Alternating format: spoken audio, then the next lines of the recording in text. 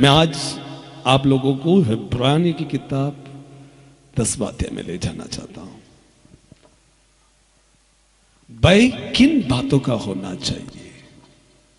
हम सभी लोग, ध्यान दो जाने से पहले, तुम्हारा भय सिर्फ, मैं हमेशा कहता हूं, 70-80 साल इस जीवन में रहने वाला उस विषय में तुम और हम डरते हैं, चिंता करते हैं। किन बातों का डर होना चाहिए? किन बातों के विषय में परमेश्वर कहता है कि आप लोगों के अंदर डर रहे और परमेश्वर का भय रहे और उसका नियमों से अति प्रसन्न। यह भय कौन सी बातों के विषय में होना चाहिए? तुमको और हमको भय सिर्फ थोड़े दिनों का उस जीवन के विषय में हम डरते हैं। इब्रानी की किताब 10वां अध्याय 19वां वचन और 19 और 20। इसलिए हे भाइयों, जब हमें यीशु के लहू के द्वारा, हे भाइयों बहनों, यीशु मसीह के लहू के द्वारा, आज पैसा समझ में आती है। उदाहरण देखो, वचन को किस रीति से लेना चाहिए। लहू बोलेगा तो साधारण बोलते हैं, लाख रुपया बोलेगा तो उसका बोलना कुछ अलग होता है। और अभी सोचो, उदाहरण मैं बता रहा हूं, क्या है एग्जांपल। अभी सोचो, यहां से आप जा रहे हो, आप कोई जाते हो, चलते जाते हो, चल के गया और दूर से आप देखते हो, दूर से ऐसा लंबे में ऐसा दिखाई दिया,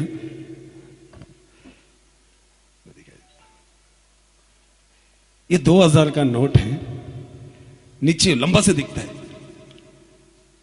अब देखा लंबा है, दूरी पे नीचे पड़ा है, और उधर से भी कुछ लोग, 4 लोग आ रहे हैं, और यहां से सिर्फ आप अकेले जा रहे हैं। ये कलर देखते ही, मैं बता रहा हूं, थोड़ा ध्यान दो, ये कलर लंबे से दिखते ही हृदय धक धक धक धक, कभी देखो फटाफट काम करता, वो नेचर, स्वाभाविक। वो देखा, वहां से भी 4 लोग आ रहे हैं, ये देखते ही सबसे पहला लालच। आपने तैयारी किया क्या कुछ लालच का? स्वाभाविक लालच अभी दिमाग लगा रहा है, उनसे पहले मैं जल्दी पहुंचू, उन लोग देखना नहीं चाहिए। ये कोई किताब में पढ़ा क्या? खून में है। ये नोट खींच लेता है तुमको और हमको। ये नोट लालच को उत्पन्न करता है। मगर यहां पर लहू, यीशु का लहू, वो बोलेगा तो हमारा माहिती है। ये 2000 के नोट को जैसा देखा और आपका हृदय काम किया और दिमाग काम करने लगा, फटाफट गया। इस रीति से वो लहू के लिए काम करता है क्या? वो सवाल करो, नहीं तो खाली आप सुनते हो क्या? बहुत जरूरी है ये। लहू उन लोगों के लिए काम करता है जो अनंत जीवन, ये 70-80 साल के विषय में तेरा लहू मेरे बच्चों को अमीर बनाए। नहीं, मैं अभी थोड़ी देर में बताऊंगा ये लहू तुम्हारे और हमारे जीवन में क्या करता है। अरे 2000 का छोड़ा, 1000 का नोट, 500 का नोट, वो कलर देख के, लंबे से देखकर उसमें धक धक फटाफट दिमाग काम करता है, झाकर निकालते हैं। यीशु का लहू के लिए उस तरह काम करती है क्या? क्या तुम सिर्फ एक कहते हो लहू, यीशु का लहू? ये 2000 नोट आपको सिर्फ 70-80 साल में काम आएगा, मगर लहू जो है अनंत जीवन, यानी कि तुम अनंत जीवन को मुख्यता नहीं दिया, इसलिए लहू को नहीं समझ पाया। लहू बहुत जरूरी है। क्योंकि 3:16 यूहन्ना में कहता है, जो पुत्र पे विश्वास करेगा, यानी कि विश्वास कौन सी बातों पर? 29 जगत का पाप उठा ले जाने वाला, वो जगत का पाप उठा ले जाने वाला। तुम और हम शैतान के झकड़ में अब तक क्यों है? ये लहू को नहीं समझ पाए। ये जो दिमाग जो फटाफट इस संसारिक बातों के लिए चलता है, वो लहू के लिए चला गया। मैंने गया हफ्ता बताया कि ड्रामा भी कर सकते हो, हम एक्टिंग करने के लिए भी यहां पर खड़े हो सकते हैं, या एक्टिंग करके 4 गीत गा सकते हो, मगर जो ये लहू का प्रभाव जो हमारे अंदर भीतर होना चाहिए, जिस रीति से 2000 के नोट को देखने के बाद दिमाग चलता है, ये 2000 मुझे काम आएगा, मुझे सबसे पहला निकालना है, उसको बताने की आवश्यकता नहीं। ऑटोमेटिक ये शरीर काम करता है, दिमाग काम करती है। मगर लहू के विषय में हम उससे पे कई गुना ज्यादा लाभ का है ऐसे बोलकर हम देखते हैं क्या? वो इंपॉर्टेंट है। लहू, हम सभी लोग बोलते हैं यीशु के लहू के जरिए शुद्ध हो गया। तुमको और हमको परमेश्वर की आशीष से दूर ले जाने वाला पाप है, परमेश्वर की महिमा से दूर ले जाने वाला पाप है। रोमियो सबने पाप किया और परमेश्वर की महिमा से दूर है। इसीलिए परमेश्वर यशायाह की किताब में कहता है, तुम्हारे और हमारे बीच में एक दीवार है। ऐसे ही प्रार्थना करने से या सुनने से नहीं होता है, यह दीवार गिरता है। गिराने का खामी मेरा यीशु मसीह, और वो यीशु मसीह के जरिए तुमको और हमको गिराने का मौका मिलता है, यशायाह में कहता है। तो लहू ये संसारिक बातों के लिए जब तुम इस्तेमाल करते हो, इब्रानियों 10 कहता है तुम परमेश्वर के लहू को अपमान करते हो। जिस वजह के लिए यीशु को भेजा गया था, वो शैतान पर्दा डालता है। वो जानकारी तुम्हें ना मालूम हो, वो हमेशा पर्दा डालना चाहता है। जब आदम को बनाया, आदम परमेश्वर को देख सकता है, बातें कर सकता है। वो हाथ पकड़कर लेकर जाता है बगीचा में, गार्डन पर लेकर जाता, बोलता है सब खा सकते हो। यानी कि फिर ऐसा क्या हुआ जो आदम अभी परमेश्वर को देख नहीं सकता है? कुछ हुआ जो परमेश्वर चाहता था कि आदम परमेश्वर पिता का आज्ञाकारी रहे, अधीन रहे। और शैतान कभी नहीं चाहेगा कि आदम या तुम और मैं परमेश्वर के अधीन रहे, ये कभी नहीं चाहेगा शैतान, क्योंकि वो जानता है जिस दिन मैं इन्हें परमेश्वर के विरोध कर लूं, वे परमेश्वर के निकट नहीं आ सकते। वो है पाप। मैं ये लहू को क्यों मुख्यता देना है? लहू क्यों? मैं वो बता रहा हूं।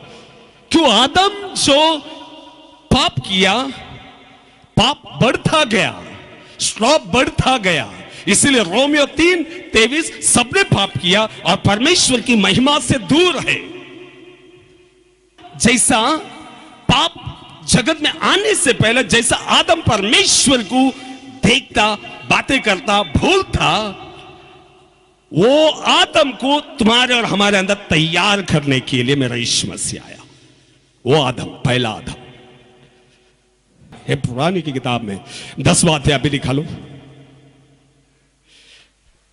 जो आदम महिमा को खो दिया, उस आदम को फिर एक बार हमारे अंदर लाने के लिए, वो फिर से वो सबसे पहला आदमी जो आदम है, वो आदम का गुण, पाप इस जगत में आने से पहले वो जो गुण आदम के अंदर था, वो गुण हमारे अंदर लाने के लिए, यानी कि जैसा सबसे पहला मनुष्य को जैसा बनाया परमेश्वर पिता देखा, ठीक उसी तरह ये लहू 2000 ने 2 करोड़ 2000 करोड़ कुछ भी रहने दो इस संसार का, कुछ भी ये लहू के सामने सिर्फ और सिर्फ कचरा है। हम कचरे को बहुत मूल्य देते हैं मगर लहू को नहीं समझ पाते, क्योंकि हमने अनंत जीवन को मूल्य नहीं समझा।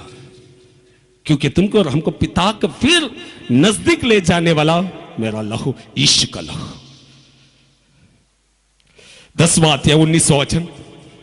इसलिए हे भाइयों, जब हमें यीशु के लहू के द्वारा, जब हमको यीशु मसीह के लहू के द्वारा उस नए और जीवित मार्ग से, उस नए और जीवित मार्ग से पवित्र स्थान में प्रवेश करने का हियाव हो गया है। बस उस पवित्र स्थान पे खड़े होने का हियाव हो गया है। आदम के एक गलती के कारण हम सभी लोग परमेश्वर की महिमा, यानी कि हम परमेश्वर के साथ जैसा आदम बातें करता था वैसा नहीं हो सका। अभी वही एक मनुष्य, उसने परमेश्वर यीशु को भेजा। इसलिए पहला यूहन्ना की किताब पहला अध्याय 29वां वचन बोलता है, पढ़ो क्या लिखता है। दूसरे दिन उसने यीशु को अपने और आते देखकर कहा, देखो यह परमेश्वर का मेमना है, यह परमेश्वर का मेमना है जो जगत का पाप उठा ले जाता है। जगत का पाप उठा ले जाने के लिए यीशु मसीह को पृथ्वी पर भेजा गया था। यह लहू उन लोगों के अंदर प्रभाव लाता है जो लोग वैल्यू, अनंत जीवन को समझना चाहते हैं, अनंत जीवन को ग्रहण करना चाहते हैं, वो लोग इस लहू को समझ पाएंगे। हालेलुया। जगत का पाप उठा ले जाने के लिए जगत का मेमना वो है यीशु मसीह। क्यों? आदम ने जो गलतियां की, आदम ने जो पाप किया, वो पाप के निमित्त जो संगति पिता के साथ था वो संगति टूट चुका। क्योंकि परमेश्वर ने कहा जिस दिन तू खाएगा निश्चय मरोगे। मरा, कैसा मरा? संगति टूट गया। और ये संगति फिर से पिता के संगति में लाने के लिए यहां पर 10वां अध्याय 19 और 20 में बोलता है, वो लाने के लिए। वापस पढ़ो 19 और 20।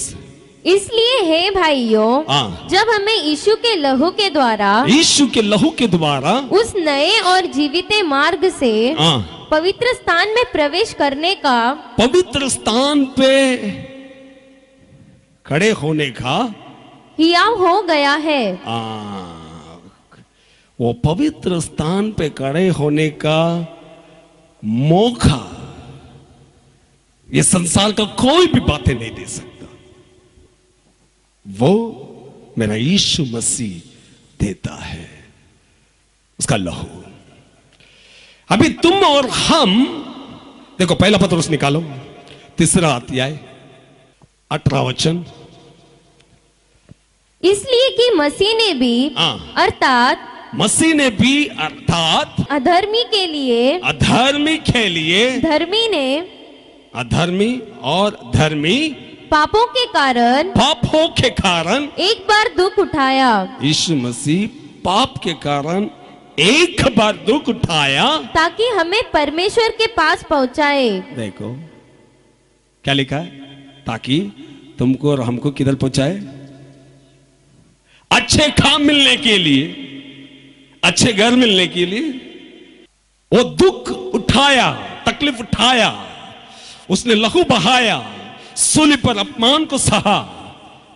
वो सिर्फ इसीलिए कि तुमको और हमको अनंत जीवन, यानी कि कभी खत्म नहीं होने वाला उस जीवन में हम और तुम यीशु के लहू के जरिए प्रवेश कर सके। मगर शैतान तुमको और हमको ये बातों को नहीं बताएगा, क्योंकि तुमको और हमको एक ही कहता है, जैसा आदम से कहा, क्या सचमुच परमेश्वर ऐसा कह सकता है? वो दयालु है, वो ऐसे नहीं कहा होगा, वो आपसे प्रेम करता है।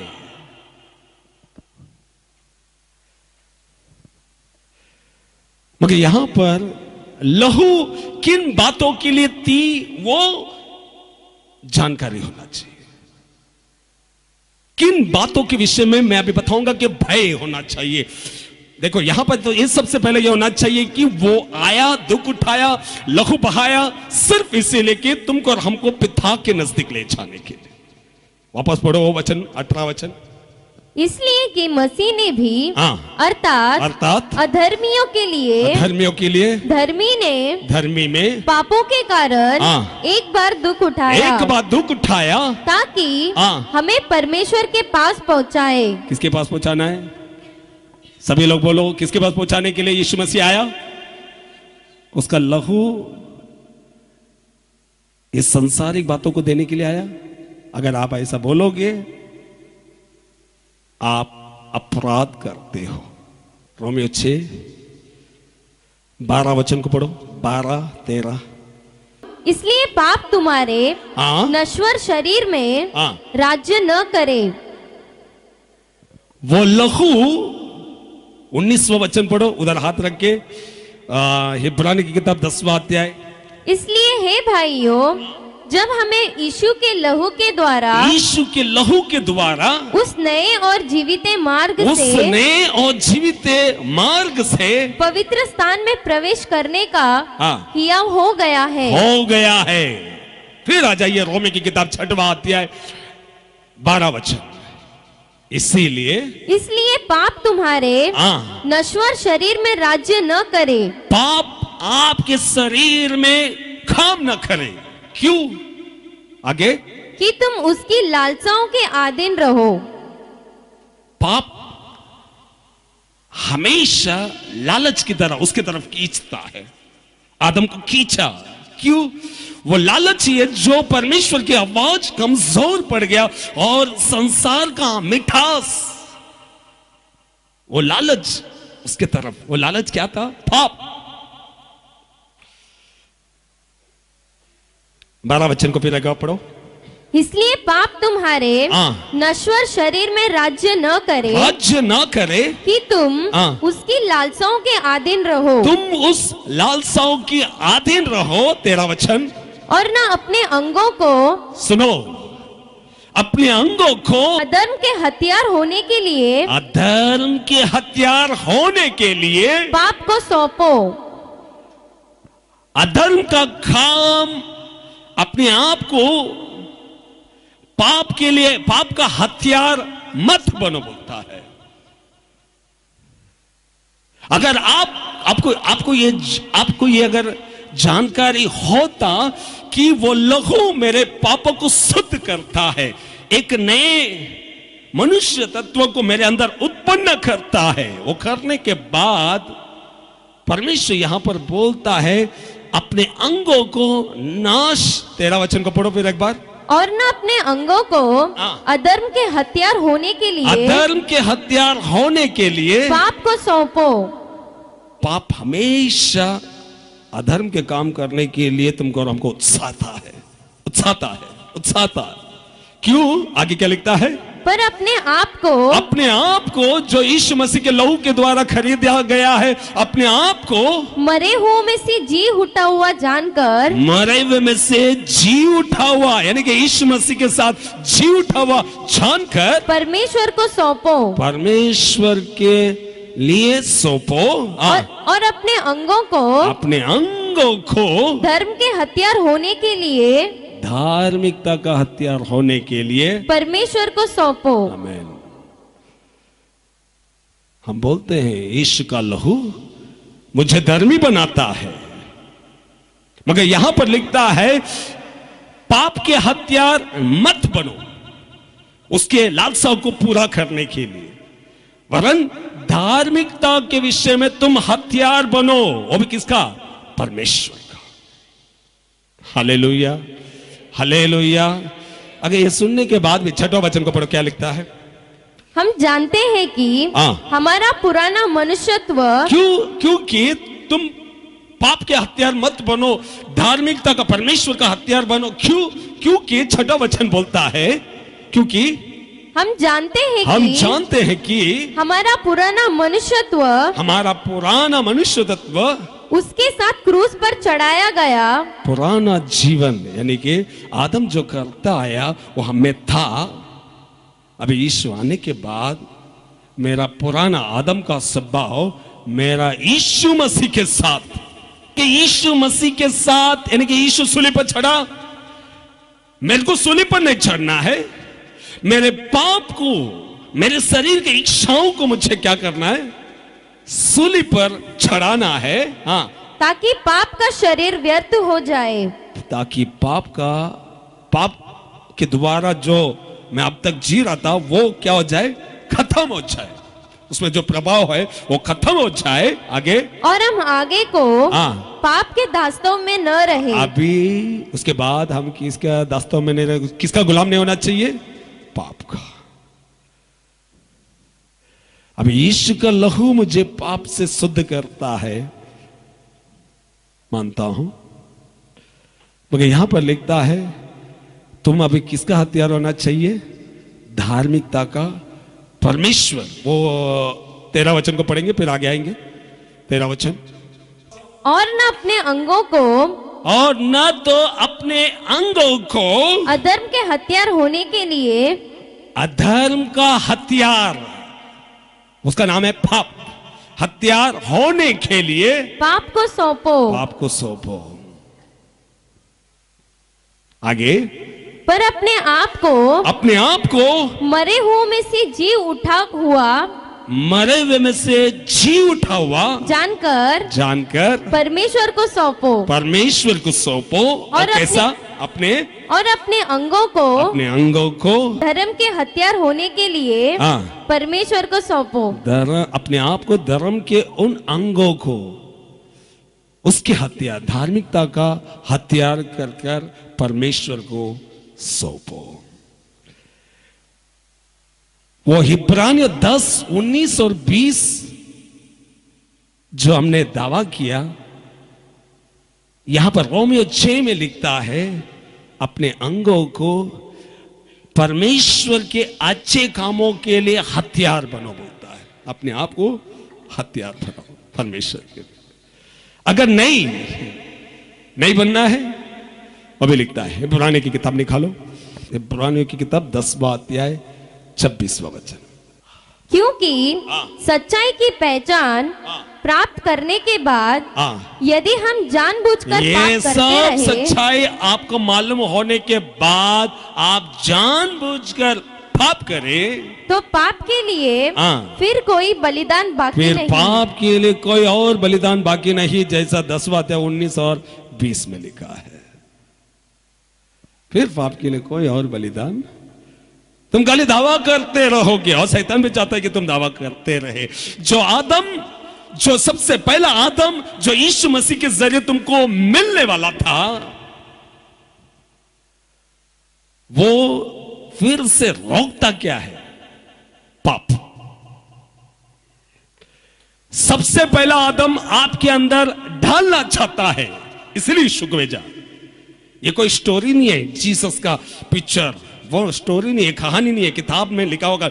ये मनुष्य के जीवन में होने वाला एक बड़ा अद्भुत काम, जो आदम खोया था, यीशु मसीह के जरिए तुमको फिर एक बार वो मौका मिला है। वो पिता, जैसा आदम पिता से बातें किया, वैसे यीशु का लहू तुमको और हमको उसके नजदीक लेके जाता है। अभी देखो, यीशु के नजदीक लेके जाने वाला वो लहू है, वो अनंत जीवन, पिता के नजदीक ले जाने वाला यीशु का लहू है। अगर वो लहू उसको अगर आप अपमान नहीं करते, तो इसका मतलब तुम अनंत काल के जीवन के बारे में जानते हो और लालची हो कि मैं अनंत जीवन में प्रवेश करना चाहता हूं, तो हम उसके लहू का अपमान नहीं करेंगे। यदि तुम अगर पाप करते, 26वां वचन, क्योंकि सच्चाई की पहचान प्राप्त करने के बाद, सच्चाई सब मालूम होने के बाद, यीशु का लहू तुमको और हमको पुराना जीवन से निकाल दिया, आदम की तरह बनाने वाला वो लहू को, वो सच्चाई को प्राप्त करने के बाद यदि हम जानबूझकर पाप करते रहे, यदि हम जानबूझकर पाप करते रहे तो पापों के लिए फिर कोई बलिदान बाकी नहीं, फिर कोई बलिदान बाकी नहीं।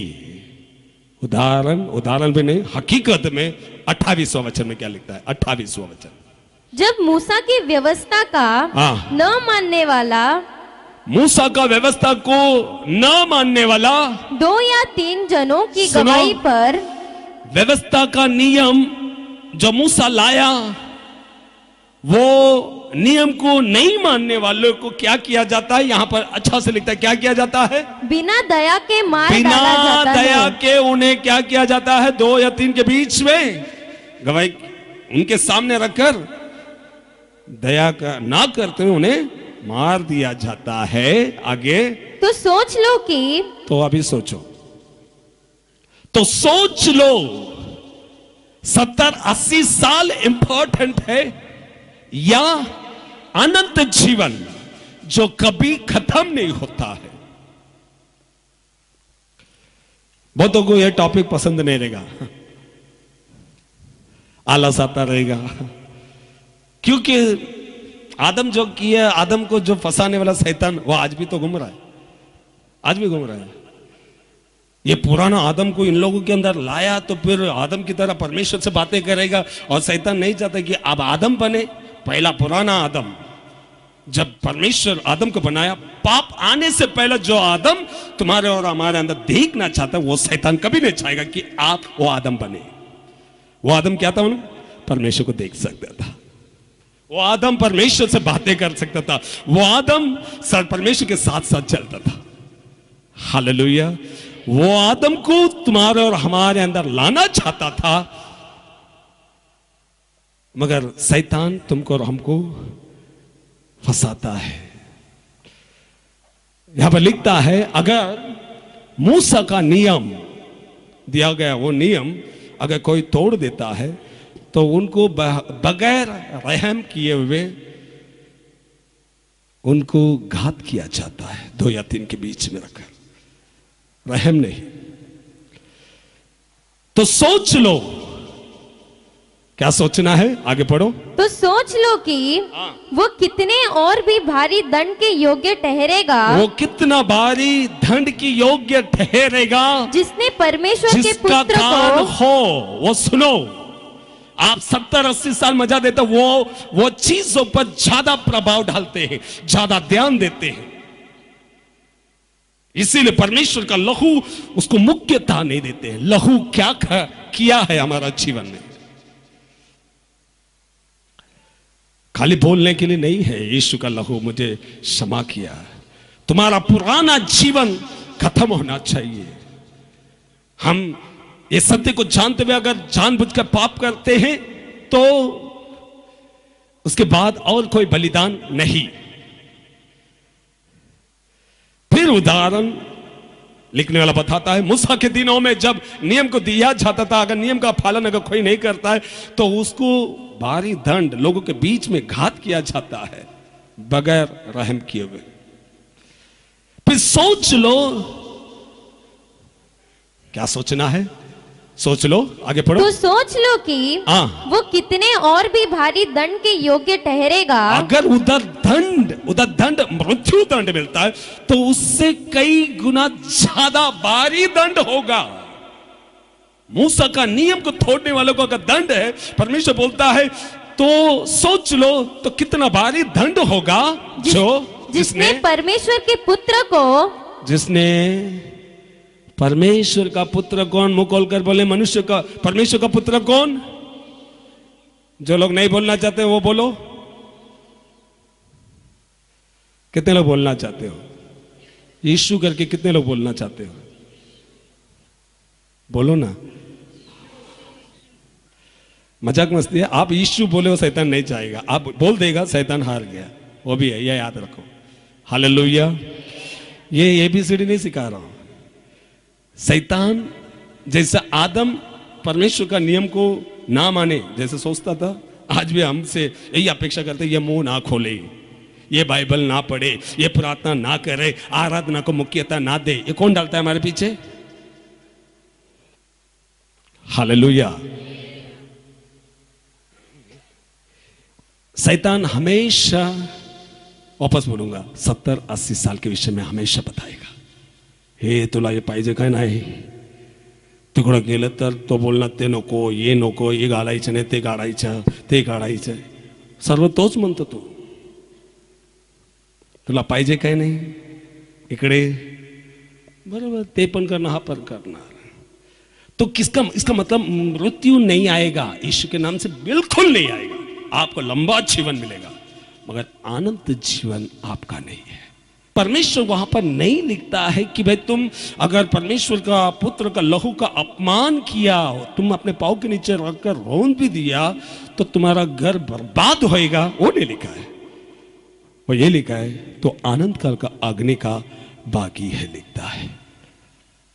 इसका मतलब मोबाइल देखते समय मोबाइल बंद नहीं होगा और 4 साल चलेगा यीशु के नाम से। डीए कम नहीं होएगा, डीए बढ़ता जाएगा यीशु के नाम से। सैलरी बढ़ता जाएगा, हाउस रेंट बढ़ता जाएगा, ऑफिस में सब पोस्ट मिल जाएगा, अनंत जीवन आपकी किताब से निकाला जाएगा, यह बात पक्का है। क्यों? आपने परमेश्वर का लहू को अपमान किया है। डर दिखाने वाली बात नहीं है, चेतावनी है, यह डर दिखाने के लिए नहीं है, बदलने का मौका है। जब मरा हुआ पड़ा रहता है, कॉफिन बॉक्स में रहता है, तब हम 1 घंटा पास्टर मैसेज देता है, 1 घंटा। जिंदा जो है वो सुनता है, जो सचमुच स्वर्ग जाने जो वो मरा हुआ पड़ा हुआ है, क्योंकि वो नरक में है, तभी नहीं, अभी जिंदा है। अगर ये संदेश आप तक पहुंचाया जाता है तो सिर्फ इसलिए कि आपसे परमेश्वर प्रेम करता है। आप मृत्यु को सामना करने से पहले आप यीशु मसीह को उस रीति से ग्रहण करें जिस रीति से बाइबल चाहता है कि तुम ग्रहण करो। हालेलुया। 29 पढ़ो। तो सोच लो कि वो कितने और भी भारी दंड के योग्य ठहरेगा, भारी दंड के योग्य ठहरेगा, जिसने परमेश्वर के पुत्र को पांवों से रौंदा और वाचा के लहू को, वाचा का लहू को, जिसके द्वारा वो पवित्र ठहराया गया था, जिसके द्वारा तुम और हम पवित्र ठहरे और पुराना आदम को हमारे अंदर लाया, वो लहू को क्या किया? अपवित्र जाना है, अपवित्र जाना है और अनुग्रह के आत्मा का अपमान किया। क्या किया? अनुग्रह जो दिया गया वो आत्मा का तुमने क्या किया? अपमान किया। कितना भारी दंड होगा? अभी कुछ नहीं होगा। हम बहुत लोग समझते हैं सब अच्छा चलता है, परमेश्वर हमारे बाजू में है, हमारे साथ है। उसके लहू के द्वारा तुमको और हमको खरीदने के पीछे आप में और हम में आदम को देखना चाहता है। यह लहू, वो यीशु का आने का मकसद यही है। बाकी जिन बातों के विषय में डर है, परमेश्वर बोलता है मत डरो, बोलता है, मगर आपको अगर डर होना चाहिए तो इस बातों का। तो सोच लो कितना भारी दंड होगा। कई के लिए मूसा का नियम को तोड़ने वाले को अगर घात किया जाता है तो सोच लो जिसके लहू के जरिए तुम शुद्ध किया गया, जिसके लहू के जरिए तुम्हारे अंदर आदम को देखना चाहता था पिता, अगर उस लहू को अगर तुम अपमान करते हो तो कितना भारी दंड होगा। सवाल करो, कुछ भी ये मत सोचो चलता है। 2000 को समझते हो ना, इसलिए हम बाग कर्जा कर लेना चाहते हैं। आप लहू को समझना चाहिए, इसलिए मैं बताया। अगर ये लहू समझ में आएगा, ये लहू समझ में आ जाएगा, आपके अंदर आदम उत्पन्न हो गया है। जैसा उसका स्वरूप के अनुसार बनाया ना, वो स्वरूप यीशु मसीह के जरिए वापस हमें मिलता है। और इससे बड़ा चमत्कार और कुछ नहीं है। अनंत जीवन का चमत्कार आपके और हमारे जीवन में किया है मेरा यीशु मसीह। हालेलुया। ताली बजाकर धन्यवाद यीशु बोलो। अगर आपको लगता है वो लहू मुझे अनंत जीवन पहुंचाता है, आपका ताली यहां के लेता या यीशु के लेता, वो मेरा यीशु जानता है। ये कोई प्रोग्राम नहीं हुआ, यहां पर मैंने कुछ एंटरटेनमेंट नहीं किया, आपने ताली बजाने के लिए बोला, आपने ताली बजाया। आप ये संदेश को समझा, और ये संदेश को समझने के बाद वो लहू को मैं अपमान नहीं करना चाहता हूं, और वो लहू मेरा इस संसार का हर बातों से वो बड़ा है। वो लहू के लिए अगर आप ताली बजाए, वो भी मेरा परमेश्वर देखा है। Hallelujah, hallelujah. हम सभी लोग खड़े होंगे।